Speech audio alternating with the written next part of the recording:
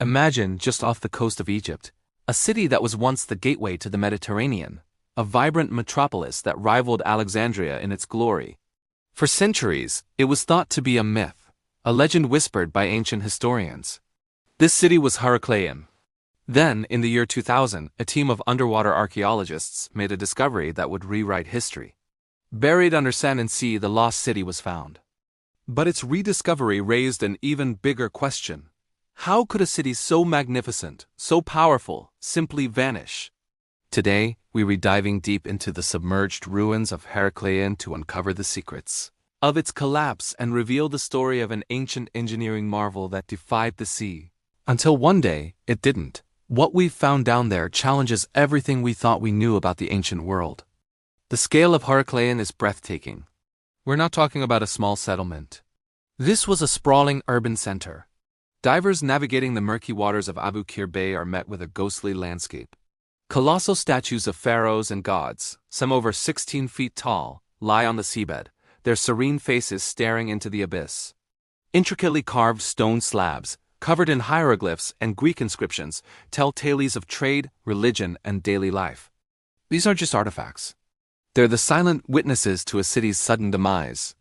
One of the most stunning finds is the temple of Amun-Gereb, the supreme god of the city. Enormous limestone blocks, once forming its grand walls, are scattered like a child's forgotten toys. How could a structure built to last for eternity crumble so completely? This is the central mystery. Early theories pointed to a gradual sinking over centuries, a slow surrender to the rising sea levels. But the evidence on the seafloor tells a much more dramatic, much more violent story. The structures aren't just sunken. They're fractured, shattered, and buried in a thick layer of clay and sand. It's as if a cataclysmic event struck the city with unimaginable force, wiping it off the map in a geological instant. This leads us to the leading theory: soil liquefaction. To understand this, you have to know a bit about where Heracleion was built. It stood on unstable, silty clay islands in the Nile Delta, crisscrossed by canals. Think of it like building a city of stone on a foundation of jello.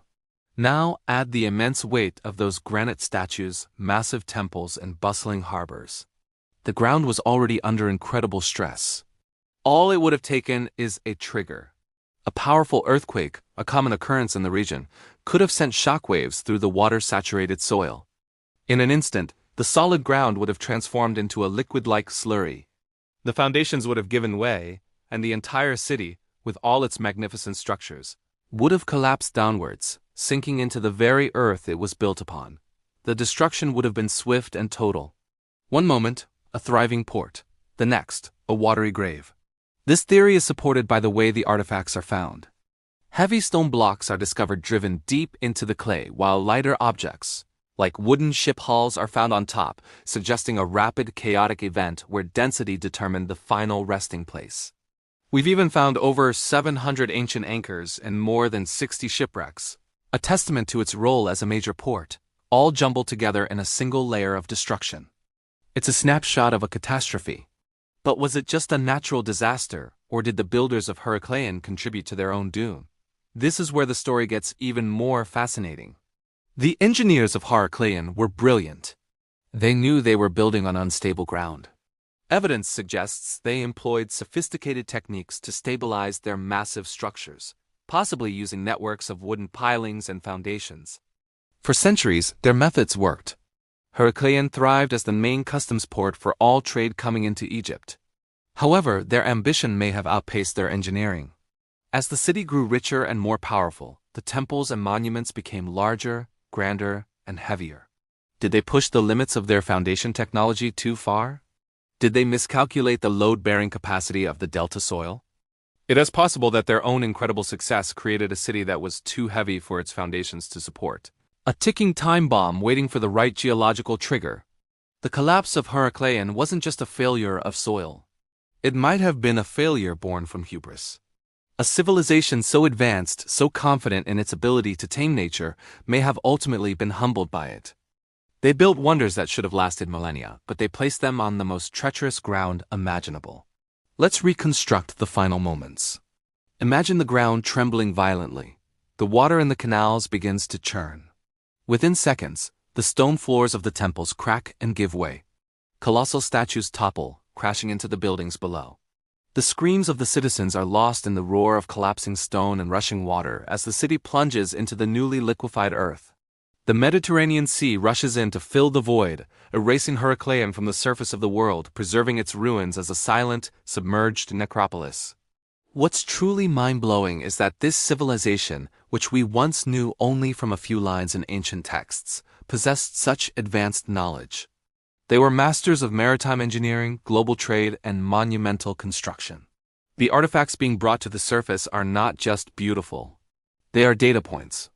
Each recovered stela, each piece of pottery, each gold coin helps us piece together the puzzle of this lost world. The ongoing exploration of Heracleion is like a journey back in time. Divers and scientists are meticulously mapping the site, using cutting-edge 3D sonar to create a virtual model of the city as it once stood. They are raising artifacts from the seabed, conserving them, and slowly deciphering their stories. We've learned about the intertwined Greek and Egyptian cultures, the celebration of mysterious religious festivals, and the immense wealth that flowed through its port. Heracleion serves as a powerful reminder of the fragility of civilization. It shows us that even the mightiest cities can be reclaimed by nature. It's a story of ambition, innovation, and ultimately, a tragic miscalculation. The engineers of Heracleion reached for the heavens, building a city of gods on a foundation of mud. Their incredible achievements, now lying in the silent depths, teach us a crucial lesson. The ground beneath our feet is not always as solid as it seems. The mystery is not fully solved. Every new dive, every new artifact brings more questions. Was there one earthquake or a series of them? Could a massive flood or a tsunami have played a role? The secrets of Heracleion are still being unveiled layer by layer from the silty bed of the Mediterranean.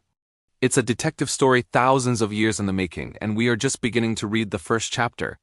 The lost city has been found, but its most profound secrets are still waiting to be discovered. Thank you so much for joining us on this deep dive into the past. If you're fascinated by ancient mysteries and lost civilizations, make sure to hit that subscribe button and ring the bell so you don't miss our next adventure. Let us know in the comments what you think caused the fall of Heracleion. Until next time, keep exploring.